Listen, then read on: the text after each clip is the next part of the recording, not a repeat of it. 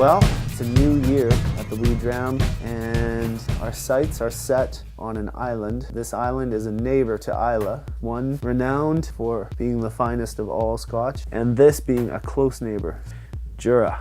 Superstition. We're gonna take it off the shelf here. Well, let's take a close examination. I really love this thing. The gray, the blue, you know, it's a bit creepy, but very inviting all the same.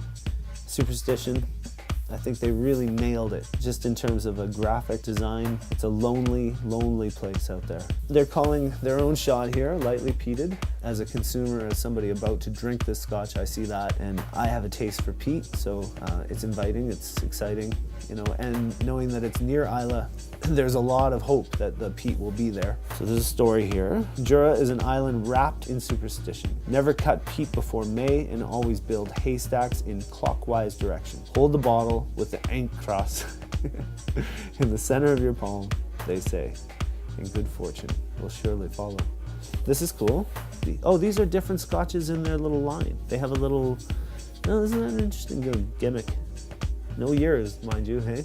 We don't know if it's 12 or 16 or 8. But we do get a gimmicky little Celtic cool thing. That almost looks like an octopus or something. Well, they do a great job on their packaging. Top of the line, in my opinion. It's up for debate, of course. Copper, rich copper, like polished brass. It looks really nice, and I mean, but deep colors.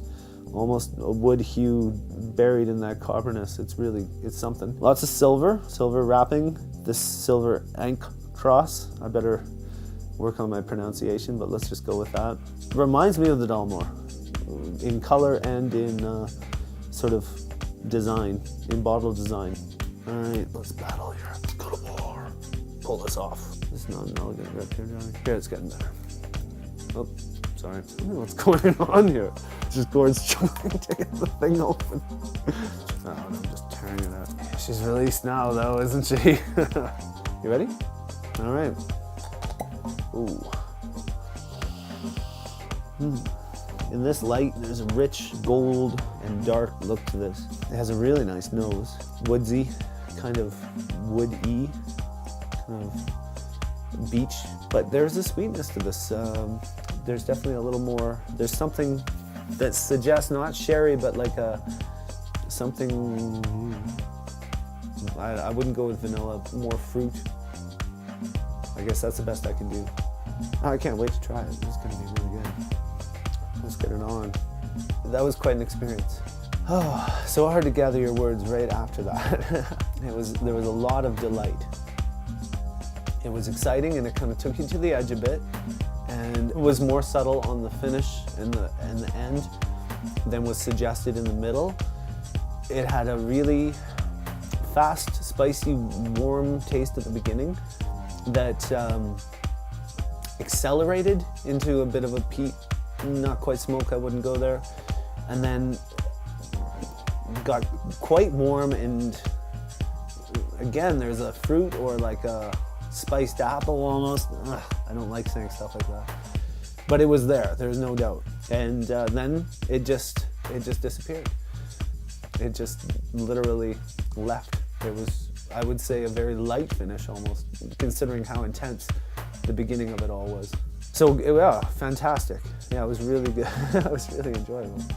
I'm looking forward to the next one.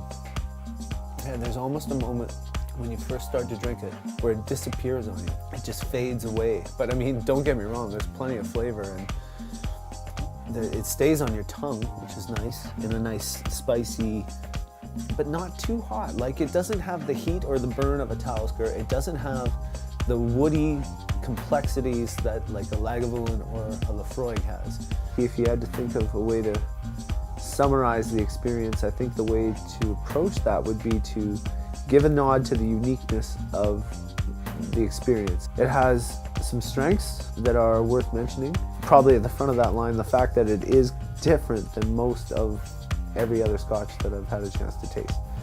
I like the nose, I like the color, I like the way it tastes, I like the way it finishes, and yet, you know, it doesn't stand up to the big time whiskeys. Can't play hardball on Islay. It just couldn't walk across that stretch of water and you know, take a seat. So shelf price 71, taxes on top of that pushes it up around $80 to $85. When you think about $85 relative price point, it's not a cheap Scotch at all. It would certainly be better if it were 65. And, you know, I think it's a special Scotch. I think it's worthwhile, but it is a little pricey. But all Scotch tends to be a little pricey in our market, that's for sure. Cheers to the Wee Dram. Give me a wink.